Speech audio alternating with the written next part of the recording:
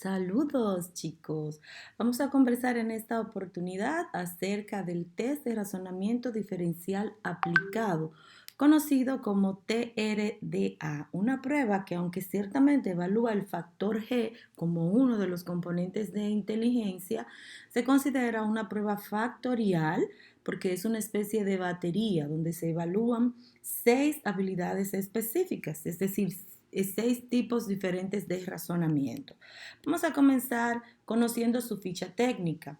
Como ya te mencioné, el título específico del test es Test de Razonamiento Diferencial Aplicado. Sus autores son Jim Meuris y José Vicente Díaz.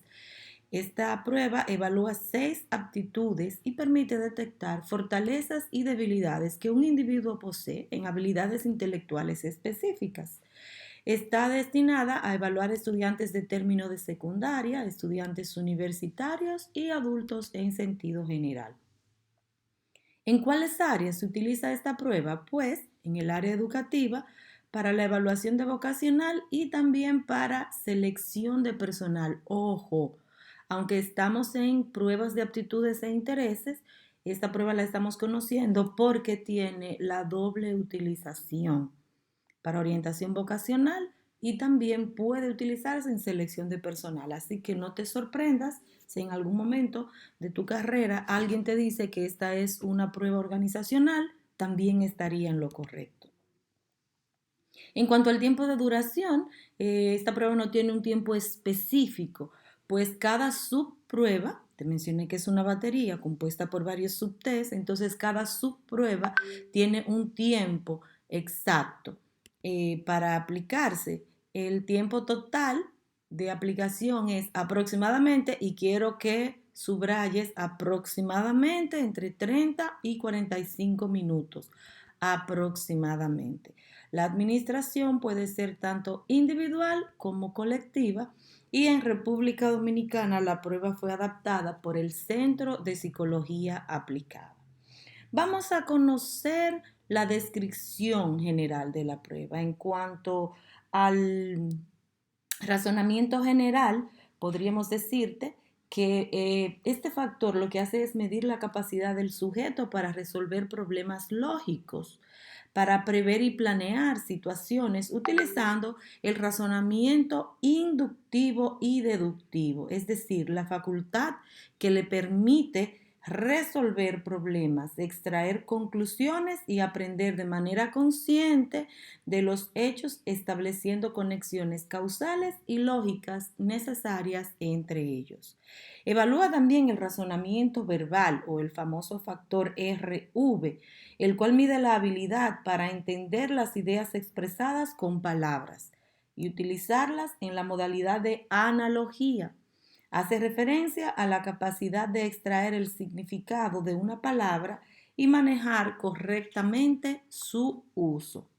Esta prueba también evalúa el razonamiento numérico RN. Nos encanta a los psicólogos el razonamiento numérico, el cual está constituido por la habilidad para realizar rápidamente ciertas operaciones numéricas y comprender relaciones matemáticas simples. Es la habilidad para entender, estructurar, organizar y resolver un problema utilizando un método o fórmula matemática. También evalúa el razonamiento espacial, que es la aptitud para imaginar y concebir objetos en 2 o 3 dimensiones. Mide la habilidad que tiene el evaluado para percatarse de las relaciones espaciales y geométricas fijas y visualizar transformaciones o cambios de posición. Es la capacidad para percibir con corrección el espacio y actuar con eficacia. El razonamiento mecánico es otra de las habilidades que se evalúa, el factor RM.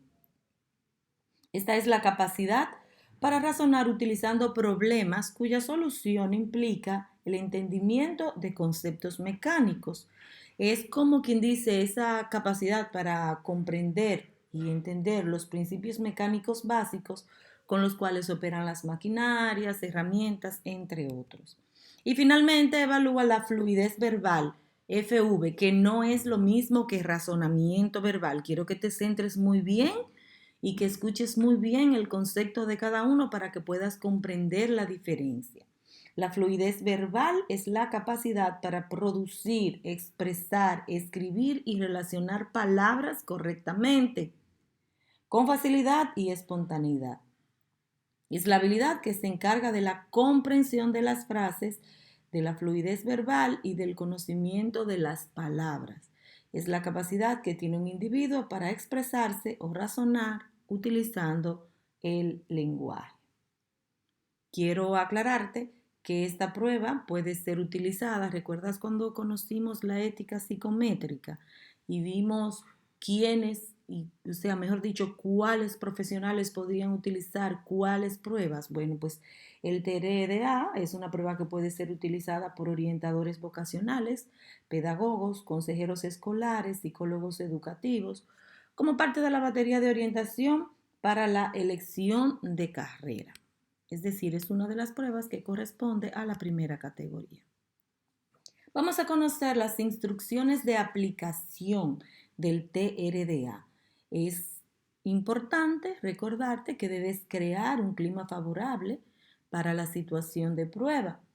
Recuerda establecer el rapport, recuerda tener el ambiente adecuado, como ya hemos discutido en innumerables ocasiones y seguiremos recordando porque esto es parte importante del éxito de un proceso de evaluación, que se haya creado el ambiente, que se haya establecido el rapport y que el evaluado esté en disposición, esté tranquilo de poder trabajar la prueba. Le vas a dar la hoja de respuestas al evaluado dándole las instrucciones para que coloque su nombre en la parte donde dice nombre, sus apellidos, fecha de nacimiento, sexo, etcétera. Es decir, toda la parte que tiene que ver con los datos generales del evaluado que tú vas a necesitar para posteriormente poder hacer un buen informe. Luego en las instrucciones específicas, entonces las vamos a ir trabajando una por una y vamos a ver el primero, que es el razonamiento general. Vas a proceder a explicar las instrucciones y los ejemplos de la prueba uno por uno, pero tú tienes que comprender primero cómo se trabaja cada subtest. Por eso te he traído aquí algunos ejemplos para que sepas cómo tienes que trabajar. Si tú no comprendes la prueba, no vas a poder aplicarle la prueba de manera efectiva a tus evaluados. Aquí tenemos en el razonamiento general el primer ejemplo, ejemplo A. Verás que tienes resuelto el primer ejemplo, un triángulo grande que se convierte en un triángulo pequeño. Entonces luego tienes un cuadrado grande y una parte punteada. Luego a tu derecha tiene varias figuras geométricas A, B, C, D y E. Y notarás que la letra C es la que está encerrada en el circulito, porque si en el ejemplo te dice que un triángulo grande se convierte en un triángulo pequeño, como puedes notar aquí, un triángulo grande que pasa a ser un triángulo pequeño. Si tienes un cuadrado grande, ¿en cuál de estas se debería convertir utilizando esta analogía? Pues evidentemente que el cuadrado grande debe convertirse en el cuadrado pequeño. Y como el cuadrado pequeño tiene la letra C, por eso está encerrada en un círculo la letra C. Te recuerdo que en mi experiencia prefiero dar la instrucción de que marquen con X en lugar de encerrar en círculo, como te he explicado en otras ocasiones ya, para facilitar la colocación de las plantillas. Bien, entonces, aquí tienes el ejemplo B. Vamos a ver si podemos resolverlo. Si tienes un triángulo en blanco que se convierte en un triángulo sombreado, entonces por aquí tienes un hexágono en blanco, ¿en cuál de todas debería convertirse? Como puedes ver, está marcada la letra D porque utilizando esta lógica, el hexágono en blanco debe convertirse en el hexágono sombreado. Y el hexágono sombreado tiene la letra D. Vamos a ver ahora si podemos resolver estos ejemplos. Ayúdame, vamos a ir analizando uno por uno. En el ejemplo X tengo un triángulo con un puntito que se convierte en un triángulo en blanco. Si tengo un cuadrado con un puntito, ¿en cuál de todos debería convertirse? La respuesta correcta es la B, porque el punto desaparece en el cuadrado. Usando la misma analogía, un triángulo un triángulo con un puntito que se convierte en un triángulo en blanco, entonces un cuadrado con un puntito debe convertirse en un cuadrado en blanco. El cuadrado en blanco tiene la letra B, así que en la parte de ejemplos de la hoja de respuesta debes marcar con una X la letra B. Veamos el ejemplo Y. En el ejemplo Y tenemos un cuadrado incompleto que se convierte en un cuadrado completo. Si tengo un círculo incompleto, ¿en qué deberá convertirse? En un círculo completo. Así que deberás marcar la letra D, que es la que tiene el círculo completo, que es la respuesta que completa aquí. En el ejemplo Z tenemos una línea con un puntito en la parte inferior, que se convierte en una línea con un puntito en la parte superior. Si luego tengo un rectángulo con un puntito en la parte superior, ¿en cuál de todas debería convertirse? Debería convertirse en un puntito, en un rectángulo con un puntito en la parte inferior, y ese tiene la letra C. La letra C. Espero que hayas comprendido lo que te he explicado. De todos modos, si no comprendiste alguna instrucción, tranquilo, colocaré un foro de dudas al respecto. Después que te aseguraste que el evaluado comprendió lo que tiene que hacer, recuerda, tienes que comprenderlo tú primero porque no puedes explicar algo que no sabes. Entonces, después que te convenciste de que tu evaluado comprendió lo que tiene que hacer, entonces le vas a conceder 10 minutos para que trabaje este subtest, aclarándole que si no puedes resolverlas todas, no importa, es lo usual. No todos pueden resolverlas todas. Recuérdale también a tu evaluado que debe leer en el cuadernillo de preguntas y marcar en la hoja de respuestas, y que debe asegurarse de que el número que está leyendo en el cuadernillo de preguntas se corresponde con el número que está marcando en la hoja de respuesta en el factor correspondiente. Veamos el razonamiento verbal. El razonamiento verbal está compuesto por una serie de frases, las cuales el evaluado debe leer para poder identificar cuál de las opciones que tiene es la que completa. Veamos este ejemplo. El ejemplo A dice, pan es a comer, como agua es A, industria, B, beber, C, ensalada, D, niño, E, objeto. Como notarás, la palabra que completa esa frase es beber, que está marcada con la letra B. Pan es a comer, como agua es a beber. Por eso deberás elegir la opción B. En el ejemplo B tenemos Madrid es a Francia.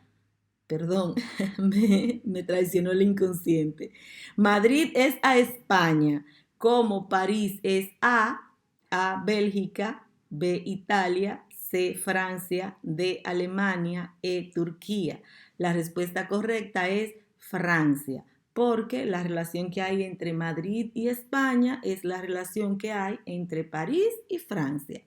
Francia está marcada con la letra C. Vamos a tratar de resolver estos tres ejemplos que tenemos aquí, los ejemplos X, Y y Z. El ejemplo X dice, ayúdame, concéntrate. Masculino es a muchacho, como femenino es a, ¿cuál sería la respuesta correcta?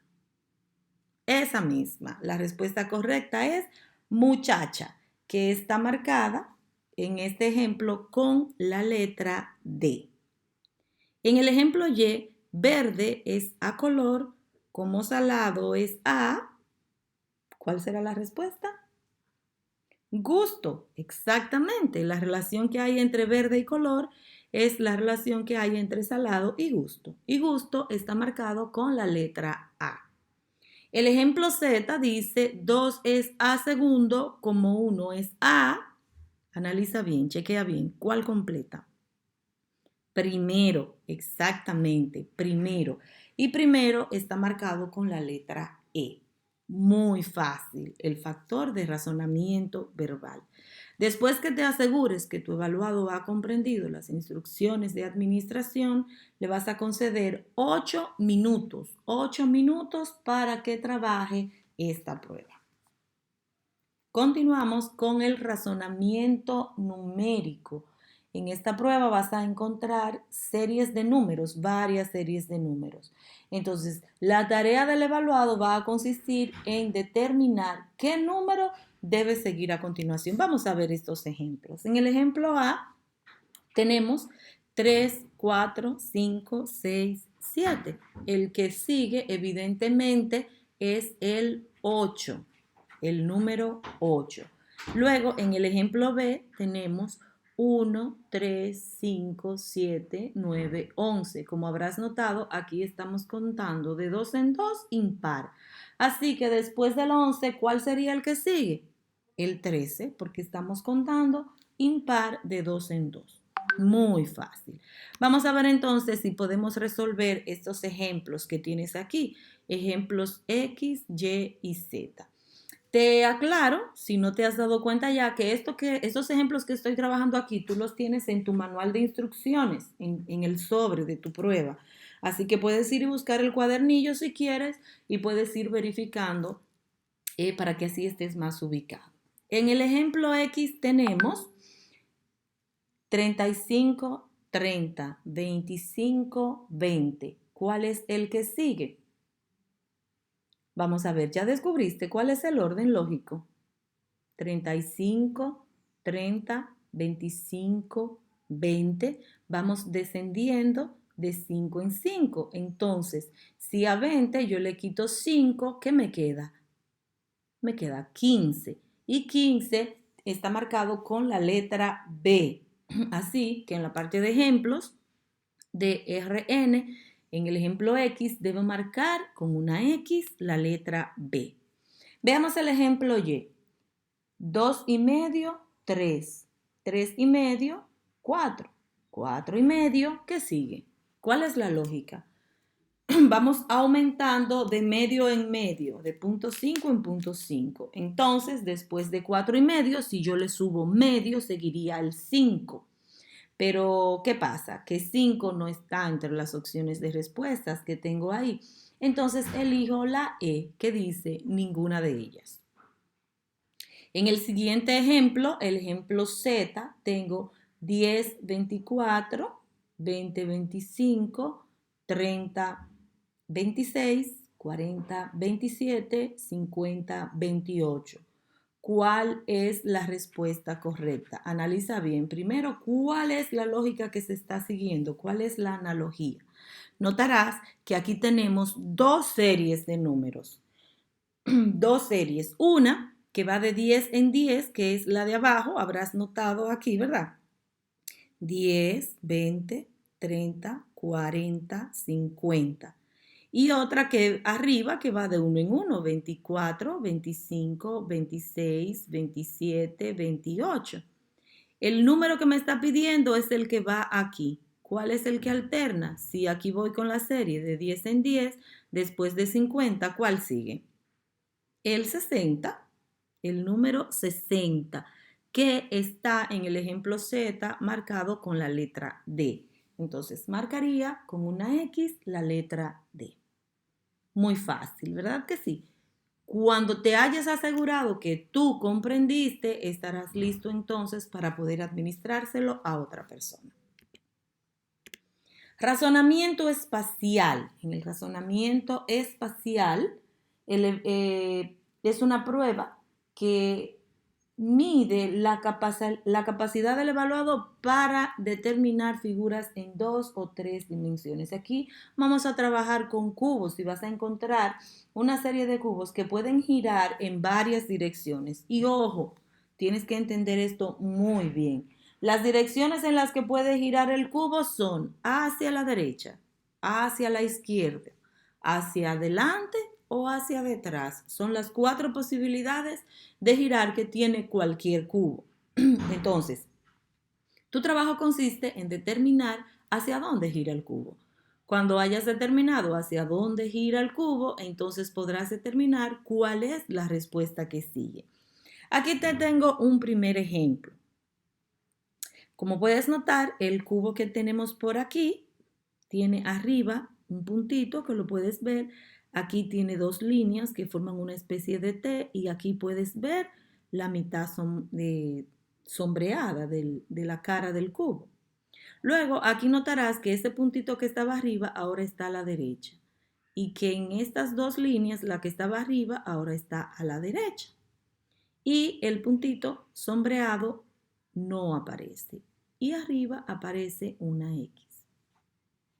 Luego en el siguiente notarás que la X que estaba arriba aparece a la derecha, que esta línea que estaba a la derecha aparece debajo y aquí aparece otra figura. Eso te indica que el cubo gira ¿hacia dónde? Enfócate a ver hacia dónde gira el cubo. El cubo gira hacia la derecha. Entonces, vamos a determinar si a este último cubo yo le diera otra vuelta hacia la derecha, ¿cuál de estas figuras me quedaría? Puedes ver que está encerrada en un círculo la letra D, porque si yo girara de nuevo este cubo, la X desaparecería, esta línea que está aquí aparecería a la izquierda, como puedes ver aquí, y la parte sombreada de aquí arriba aparecería a la derecha, como puedes notar que aparece aquí. En esta prueba tienes que enfocarte para poder comprender la analogía. Vamos a ver los demás ejemplos. Aquí tienes otro ejemplo ya resuelto. El ejemplo X también está resuelto ya y te dice que la respuesta correcta es la letra B. La letra B, porque el cubo gira hacia arriba. Vamos a ver los ejemplos Y y Z, si me ayudas a resolverlo para que puedas comprender los ejemplos Y y Z. En el ejemplo Y, vamos a ver, observa bien. ¿Hacia dónde gira el cubo? El cubo gira hacia abajo o hacia atrás, ¿verdad? Observa bien. Si le das una vuelta más a este tercer cubo que tienes ahí, ¿cuál es la respuesta correcta? Sabiendo que gira hacia abajo. La respuesta correcta es la letra A. La letra A. Vamos a resolver el ejemplo Z. Vamos a determinar hacia dónde gira el cubo. Obsérvalo bien. Tengo un cubo con un circulito ahí arriba. Luego ese circulito que estaba arriba aparece a la derecha y arriba me aparecen 2 líneas.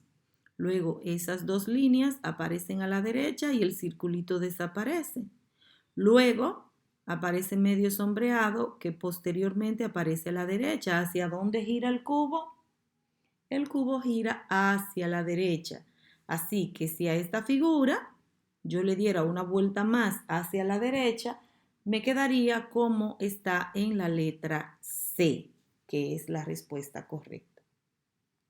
Enfócate y cuando hayas comprendido, estarás en condiciones para poder administrarle la prueba a otra persona. En esta prueba le vamos a conceder 8 minutos al evaluado para trabajar tantas como sean posibles. Recuerda que te dije al inicio de este video que cada subtest tiene su tiempo aparte de administración. Esto no me lo estoy inventando yo, el tiempo que le damos está contenido en el manual de instrucciones de tu prueba. Solamente tienes que ir y al final de cada subtest vas a encontrar el tiempo que se concede para cada prueba, siempre aclarándole al evaluado que no tiene, o sea, la mayoría de gente no las resuelve todas, que no se angustie si no puede resolverlas todas. El razonamiento mecánico. En el razonamiento mecánico hay una serie de dibujos sobre los cuales se hacen una serie de preguntas. Se observan los ejemplos y el evaluado debe responder sobre la base de esas preguntas que se plantean. En tu cuadernillo vas a encontrar, por ejemplo, un dibujo de dos hombres sosteniendo un objeto pesado y te va a preguntar cuál de los dos soporta más peso. Tú vas a observar el dibujo en el cuadernillo de preguntas y sobre la base de tu observación responderás si el hombre A o el hombre B. Si entiendes que los dos soportan igual peso, entonces marcas la letra C. Y así encontrarás una serie de dibujos que no están contenidos en el manual de instrucciones porque son parte de la evaluación de una vez y sobre la observación de esos dibujos vas a responder. El factor FV, bueno, antes de continuar, en el factor de razonamiento mecánico también se conceden 8 minutos para trabajar. La fluidez verbal, que te reitero, no es lo mismo que el razonamiento verbal, es otra cosa, ¿verdad? La fluidez mide la facilidad que tiene el evaluado para utilizar las palabras. Entonces, en la parte de ejemplos se le pide al evaluado, se le presenta este cuadro y se le pide que complete. Por ejemplo, escribe todas las palabras que pueda que terminen en ista y les da incluso dos ejemplos ahí. Maquinista, oficinista. Vamos a ver, piensa algunas palabras. Piensa. Podría ser futbolista, podría ser maquillista, podría ser detallista. Un montón de palabras que tú puedes pensar y completar ahí. El ejemplo 2 te pide que pienses en compañías e instituciones y ahí te dice WAS, te dice CORDE. Piensa en algunas instituciones que conozcas. Vamos, ponte creativo. ¿Qué institución te llega a la cabeza? Bueno, no sé a ustedes, a mí me llega UTESA. Bueno, pero te podrían llegar otras instituciones, qué sé yo, Grupo Ramos, te podría llegar otra institución, qué sé yo, Edenorte, te podría llegar Coramoca, infinidad de instituciones. Esta prueba lo que busca es evaluar qué tan fluido es tu vocabulario. Después que ya trabajaste la parte de ejemplos con tu evaluado, entonces le vas a pedir que en la hoja de respuesta hay 4 grupitos de pruebas que le dice qué es lo que tiene que trabajar. Tú no le vas a decir adelantado, sino que cuando marques el inicio, va a leer el evaluado lo que ahí dice y va a comenzar a escribir lo que se le pide ahí. En esta prueba es importante tener claras varias cosas antes de darle la instrucción de que inicie. Lo primero es que deben ser palabras en español. En español. Deben ser palabras que existan, no pueden ser palabras inventadas. No se toma en cuenta la ortografía, pero sí se les recomienda que por favor la cuide. Y no se permite familias de palabras, es decir, una persona no puede escribir casa, casita, casota, casona, porque todas esas se le computarían como una sola palabra. Eso se llama familias de palabras y no se permite en esta prueba.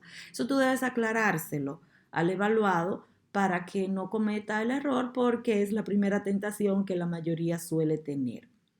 Le das 3 minutos para cada grupo de pruebas. 3 minutos para cada grupo de pruebas. Pones el cronómetro, suenan 3 minutos, cambia la siguiente, no tienes que repetirle las instrucciones cada vez. Le dices que el sonido del cronómetro es la señal para pasar al siguiente grupo de pruebas.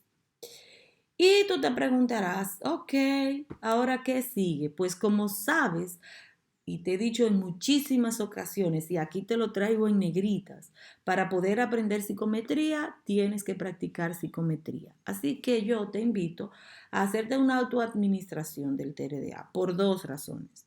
La primera es para que conozcas a profundidad cada ítem de la prueba. Como te he dicho en otras ocasiones, nadie puede hablar de lo que no conoce y la única manera de conocerlo es autoadministrándolo. Si yo te dijera que te pongas a leerlo, por el placer de leerlo, muy probablemente no lo hagas. Así que hazte una autoadministración. Número 2, para tener una administración disponible cuando sea el momento de conocer la corrección.